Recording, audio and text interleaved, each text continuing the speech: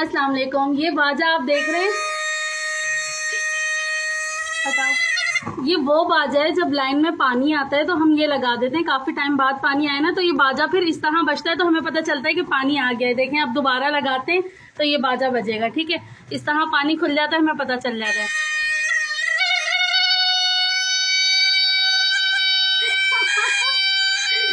اب پانی فل پریشر سے کھل چکا ہے.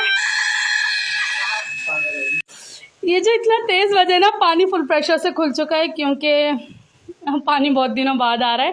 عموماً ہمارے یہاں پریشانی نہیں ہوتی تھی, لیکن میں نے اس بار سب کو پانی دے دے کے جو ہے نا اپنا ٹینک خالی کر دیا تھا. اس لیے مجھے مزید پانی کا انتظار تھا اور میں نے یہ باجا لگایا ہوا تھا کہ پتہ چل سکے. پانی آ گیا.